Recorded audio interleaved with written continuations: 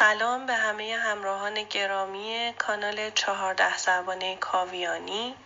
من حکیم هستم، در بخش زبان روسی در یک شنبه شبها در خدمت شما هستم. خیلی خوشحالم از اینکه همراهی ما با شما یک فصل شده و یک بهار رو ما با هم دیگه طی کردیم و وارد فصل تابستان شدیم. امیدوارم که این همراهی هر روز بهتر از دیروز ادامه داشته باشه و اتفاقات خیلی خوبی برای ما و شما در کنار هم دیگه بیفته. از آقای کاویانی هم خیلی ممنون و متشکرم که این فرصت رو در اختیار من و همکارانم قرار دادن که بتونیم از این طریق در خدمت شما عزیزان باشیم. این یک شنبه درس 14 رو با هم دیگه خواهیم خوند و با اصطلاحات وقت به خیر گفتن آشنا میشیم در این درس که در ادامه همون مباحث قبلیمون بود برای آشنایی با اصطلاحات ساده در مکالمات ابتدایی که عنوان درس هامون پریویت دیه بود. همونطور که خاطرتون هست درس 14 اوروک 14 اوروک 14 در این درس با اصطلاح صبح بخیر، ظهر بخیر یا روز بخیر، عصر بخیر و شب بخیر میخوام شما رو آشنا بکنم. برای صبح بخیر اصطلاح دوبروی اوترا استفاده میشه.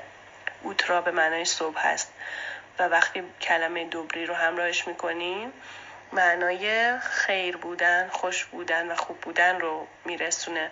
دوبروی اوترا برای ساعت مثلا 6 و 7 صبح تا 10 و نیم یا قبل از 11 استفاده میشه.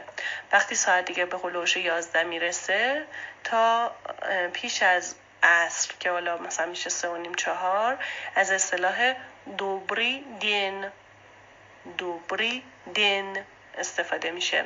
دن به معنای روز هست، این در واقع دوبری دن به معنای روز بخیر. شاید بشه بگیم ظهر بخیر به خاطر اون ساعتی که بهش برمیگرده. دوبری دن. از اون به بعد که دیگه وارد عصر میشیم، ساعتهای عصرگاهی رو داریم، از اصطلاح دوبری ویچر استفاده بکنیم. ویچر هم به معنای عصر هست، مثلا ساعت 4 تا 6 و 7 شب دیگه. وقتی که به اون ساعت شب میرسیم دیگه از ویچر استفاده نمی کنیم. اصطلاح دوبروی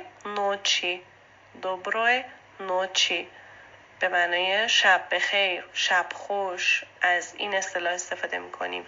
نوچ میشه شب و دوبروی نوچی به معنای شب خوش هست. پس یک بار دیگه همه اصطلاحات رو براتون میخونم. دوبروی اوترا، دوبری دن، دوبری ویچر، دوبروی نوچی. در جلسه آینده همونطور که روال همیشه‌مون هست تو درس‌های 5، 10، 15 و 20 یک دوره از این 4 جلسه قبل انجام میدیم. یک مکالمه مفصل تری با همه این اصطلاحاتی که تو این 4 جلسه آموختین براتون ارائه میکنم تا شما بتونین دوباره اینها رو کنار هم دیگه و در کاربرد مناسبش ببینید. اگر سوالی داشتید بنده در پیوی در خدمتتون هستم. و یک نکته دیگه هم که باید اینجا اضافه کنم این هستش که کلاس های حضوری ما انشاءالله از شنبه هفته دوم تیر ماه آغاز میشه. اگر که دوست دارین به کلاس ما بپیوندین خوشحال میشم ببینمتون. سطح کلاس فعلا سطح ابتدایی هست. اگر انشاءالله با بچه ها پیش بریم میتونیم سطح های بعدی رو هم با هم دیگه داشته باشیم.